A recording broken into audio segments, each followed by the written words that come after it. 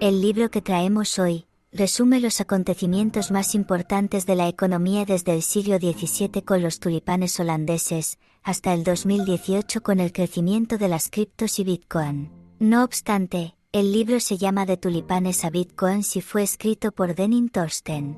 Sin más dilación empezamos. En el año 1673 tuvo lugar la llamada tulipomanía. Con la creciente popularidad de los tulipanes en el siglo XVII, ya que eran símbolo de estatus, se artifició una burbuja inmensa. Los precios de los tulipanes subieron 1 por 50, llegándose a vender 99 bulbos por $1.000.000. En febrero del 1967 estalla la burbuja y caen los precios un 95%. 113 años más tarde, en el 1750, un señor llamado Muneisa Hamme se hizo con el monopolio del arroz japonés. Este alimento era muy sensible al tiempo atmosférico, y tras una fuerte tormenta el arroz comenzó a escasear, y por ende su precio a elevarse, lo que hizo crecer mucho más su riqueza. Muneisa comenzó a comercializar cupones de arroz, ya que no poseía tanto arroz físico en ese momento, es decir futuros de arroz, y su riqueza se vio aún más abundante. Finalmente terminó como asesor del gobierno japonés.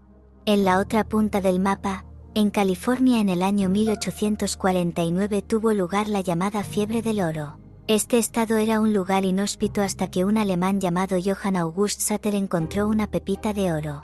Desde ese momento comenzaron las prospecciones masivas para intentar buscar oro. Para aprovechar la situación, un señor llamado Levi Strauss abrió su primera tienda de pantalones súper resistentes para trabajar en las prospecciones, y ahí nació Levi's, la conocida marca de ropa. Otro de los señores que hizo una gran fortuna fue Benjamin Hatch en Chicago en el año 1866. La diferencia de este señor, al que llamaban Old Hatch, fue que su riqueza provenía de convertirse en el centro del mercado del trigo. Diversas heladas que destruían gran parte del trigo hacían crecer su riqueza, hasta que la especulación le hizo perder toda su fortuna. En el año 1870, John D. Rockefeller fundó la llamada Standard Oil, aprovechando el primer boom del petróleo por la guerra civil. Los descubrimientos de yacimientos le favorecieron y terminó montando 2 refinerías y comprando posteriormente algunas otras. Llegó a convertirse en el hombre más rico de Estados Unidos. Posteriormente, la Corte Suprema crea la ley de antimonopolios y desmantela Standard Oil, aunque aún así Rockefeller pudo conservar la mayor parte de su riqueza. 2 años más tarde, tuvo lugar el llamado Gran Incendio de Chicago que deja sin trigo y sin hogar a más de 100.000 personas. Un señor llamado John Lyon ve una oportunidad en la manipulación de los mercados del trigo, por lo que amasó una gran riqueza. Tras varios incendios su patrimonio siguió aumentando aún más. Posteriormente, se dio por vencido por las importaciones externas de trigo que hicieron disminuir su precio. En el año 1956 fue el turno de Harry Onassis de crear una fortuna construyendo petroleros. Tras la Segunda Guerra Mundial, alcanzó un gran número de petroleros, teniendo la mayor flota comercial privada del mundo respaldándose en la crisis de Suez. También negoció con líderes de diversos países que fracasaron y también respaldó al príncipe Rainiero de Mónaco. En 1963 tuvo lugar una controversia con los granos de soja en Nueva Jersey, ya que una empresa llamada Allied Crab Vegetable Oil, liderada por Anthony de Angeles, ordenó a sus trabajadores engañar a inspectores con tanques llenos de agua para simular que tenían más soja de la realmente existente. De esa forma daban más confianza a la hora de pedir créditos, y podían hacer crecer a la empresa mediante el apalancamiento. Dicho engaño salió a la luz y le provocó más de $1.000 millones de pérdida. La década de los 70 fue bastante famosa en la economía mundial, comenzando en el año 72, con la compra de trigo por parte de la URSS a Estados Unidos, lo que se conoció como el Gran Robo Ruso de Granos. La escasez provocó subida de precios, y un señor llamado Richard Dennis se aprovechó de esa subida para hacerse millonario. En el 71 tuvo lugar el fin del patrón oro tras el colapso de Bretton Woods, y el oro se reemplaza por el fiat como moneda de intercambio. Por otra parte, Roosevelt declara ilegal la tenencia privada de oro con más de 10 años de cárcel y el dólar se consolida como reserva mundial. Gerald Ford fue el que levantó esa prohibición en el 75 y Nixon puso fin a la convertibilidad de dólares en oro años más tarde. Entre el 73 y el 79 tuvo lugar una crisis del petróleo, ya que los países de la OPEP, que producían el 44% del petróleo, lo usaron como arma política. Es decir, cortaron suministros paralizando autopistas enteras en países como Alemania, y el precio sube de 3,50 a $10. A finales de 1979 llegaron a casi $40. Ese mismo año De Beers pierde el monopolio de los diamantes. Los diamantes se producen mayoritariamente en Rusia, Australia, Canadá y diversos países africanos. Y una compañía llamada De Beers, de la cual la familia Oppenheimer eran accionistas principales, pierde el control y se desestabiliza el dólar. Posteriormente caen los precios un 90% tras la entrada de nuevos competidores. La plata fue la protagonista en el llamado Jueves de Plata en 1980. Los involucrados fueron los miembros de la familia Hunt, además de Nelson Bunker y Will Herbert, los cuales presuntamente manipulaban el mercado para incrementar artificialmente los precios. La plata pasó de $2 a $50, pero posteriormente cayeron sus precios un 30%.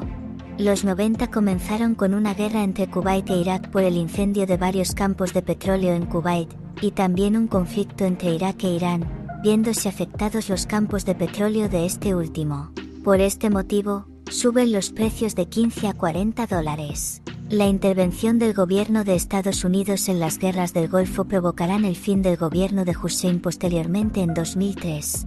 El 1993 fue conocido como el desastre de Metalgesellschaft, cuyo director general Heinz Schimmelbusch vendía aceite combustible, gasolina y gasoil a grandes clientes a plazo fijo. Una vez comenzó a financiar su empresa mediante los futuros, sus pérdidas fueron de $1.000 millones. Así pues, en el año siguiente los llamados tres reyes magos de la plata, Bill Gates, Warren Buffett y George Soros, comenzaron a invertir en plata. Concretamente en plata física y dos compañías llamadas Apex Silvermans y Pan American Silver. Apex Silvermans tenía su sede en San Cristóbal, Bolivia, que en ese momento estaba gobernada por Evo Morales, cuyas pretensiones eran la de nacionalizar la industria de la plata. Eso provocó una caída de precios y la pérdida de financiación de diversos inversores. En el 1996 el protagonista fue el cobre, más concretamente, Yasuo Yamanaka, un gran manipulador del precio de este metal. Este inversor tradeaba cobre para su empresa Sumitomo, llegando a controlar el 5% del cobre mundial. El problema es que escondía sus pérdidas con operaciones secretas, y cuando esto salió a la luz terminó en la quiebra. El 97 fue el año del oro, cuando la ciudad de Saint Paul registró un aumento de millonarios residentes a causa de una noticia de la compañía BreX, de la cual compraron acciones. Tras adquirir la licencia de explotación en la isla de Borneo, se confirmó que encontraron trazas de oro, las cuales darían lugar a una mina de esta materia prima. Las acciones se multiplicaron por 500, aunque poco después salió a la luz la realidad. El oro que se hallaba era en cantidades insignificantes y las acciones cayeron hasta tocar fondo. En los 2000 los metales siguieron dejando momentos inolvidables en la economía mundial. En 2001 el paladio superó en precio al oro. Los retrasos de Rusia en los envíos hicieron subir el precio de 120 a 1000, a lo que se le sumó el escándalo de Dieselgate. Luego en 2005, el operador de cobre de la Oficina Estatal de Reservas en China, Liu Qibing, vendió todo su cobre apostando por la caída. Finalmente los precios subieron y Liu Qibing desapareció sin dejar ninguna pista. Aún no se sabe nada de él. Este mismo año, el huracán Katrina arrasó la ciudad de Nueva Orleans, en la que se almacena un quinto del zinc mundial. La accesibilidad del zinc a causa de la catástrofe se complicó, y los precios subieron del intervalo de 700 y 1.200 euros en los que oscilaba, hasta superar los 4.500. El año siguiente, 2006, el operador de energía de Amaranth Advisors, Brian Hunter, aumenta posiciones en gas natural estando este por debajo de los $5. Consigue ganar unos 18.000 euros, pero poco a poco comienza a perder, llegando a esfumarse 2/3 de su capital. La salida de inversores provoca la quiebra de la compañía. Este mismo año se pudo observar cómo la variación del precio del concentrado de zumo de naranja subía y bajaba pronunciadamente debido a las heladas y huracanes en los dos principales centros de producción, Sao Paulo y Florida. Y también John Fredriksen, conocido como el lobo marino, creó un imperio corporativo en el transporte del petróleo y la piscicultura. Fue gran inversor de Tui Travel y fundó Marine Harvest Group. Este importante año termina con el salto del empresario indio llamado Lakshmi Mittal, el cual modernizaba y compraba nuevas fábricas de acero. Este compró la conocida empresa Arcelor por 20,000 millones de euros. En el año 2007 ocurrieron diversos sucesos trascendentales. Uno de ellos relacionados con el petróleo fue el regreso de las 7 hermanas Standard Oil de Nueva Jersey, Nueva York y California Gulf Oil, Texaco, Royal Dutch Shell y Anglo Persian Oil, las cuales controlaban el 85% de las reservas mundiales. Tras la nacionalización del petróleo por parte de varios países, se conformaron otras 7 hermanas Saudi Aramco, Gazprom, CNPC, National Iranian Oil, Petróleos de Venezuela, Petrobras y Petrounes. Otro de los acontecimientos de este año fue la sequía del milenio en Australia. Una gran sequía provocada por el Niño dio lugar a una gran escasez en el trigo y aumentó sus precios. Esta industria daba lugar a más de 400.000 personas, las cuales muchas de ellas perdieron su empleo. Los problemas meteorológicos causan pérdidas algunas veces y otras unos buenos beneficios si sabes aprovecharte de ellos. Un ejemplo del segundo fue David Lee, un operador responsable del BMO de Canadá. Tuvo beneficios en gas natural gracias a los diversos huracanes que fueron surgiendo. Años más tarde, esos huracanes se convirtieron en pérdidas. El año 2008 estuvo marcado por los apagones de Sudáfrica, por su capacidad por debajo de la demanda. Esto produjo una disminución de la producción de oro y de platino. De esta última, Sudáfrica controlaba el 80% de la producción mundial. También podemos resaltar de este año predicciones en el aumento del precio del arroz de Bichayers Represert, convirtiéndose en uno de los mayores exportadores del mundo. Y también de la pérdida de más de 140 millones de MF global en la especulación con el trigo. El año siguiente estuvo marcado por el supercontango de Texas, cuando los precios del petróleo de largo plazo superaron los del contado. El petróleo cae de 145 a $45 y los bancos se benefician fuertemente. En el 2010, las sequías de India y el exceso de agua provocaron la destrucción de cosechas de azúcar. Teniendo en cuenta que India era el principal importador y Brasil el principal exportador, los precios subieron exponencialmente. A Anthony Ward, comprador de cacao en Costa de Marfil, le fue mucho mejor ese año tras la compra de 240.000 toneladas de cacao, el cual próximamente subió un 500%. En dicho continente también se realizó una diversa disputa, concretamente en el cinturón de cobre en el Congo. 3 empresarios llamados George Forrest, Billy Rautenbach y Dan Gertler lucharon por la explotación de este metal. Mientras que en el Golfo de México se avistó la explosión de Deepwater Horizon por una negligencia de BP al tratar de acelerar el proceso de extracción.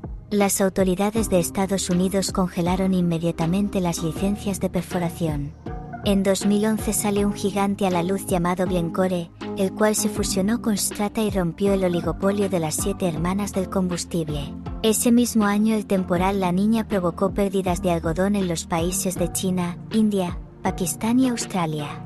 También surge el auge de las tierras raras, explotadas por China. Estas tierras recibían ese nombre por la existencia de yacimientos con metales exóticos útiles en la tecnología como neodimio y disposio. Los siguientes años después del 2016 fueron marcados por la reciente caída del petróleo debido al supercontango, llegando a números negativos en el año 2020. En el año 2017 se revoluciona la industria de la electrificación de baterías impulsada por Tesla y Elon Musk, con un aumento de la demanda de litio, cobalto, cobre y níquel. Finalmente, 2018 fue el año cripto, con subidas de Bitcoin de 1000 a 20.000 con escándalos como OneCoin, Bitconnect o MTGOX. Aunque si quieres saber algo más de criptos, pronto subiremos resúmenes de libros relacionados con este tema si veo demasiado interés en los comentarios. Y hasta aquí el resumen de hoy. Espero que te haya gustado. Si es así, deja un fuerte like y suscríbete al canal. Comparte con aquella persona a la que le pueda hacer falta y activa la campana para que te notifique cuando suba otro nuevo resumen. Hasta la próxima.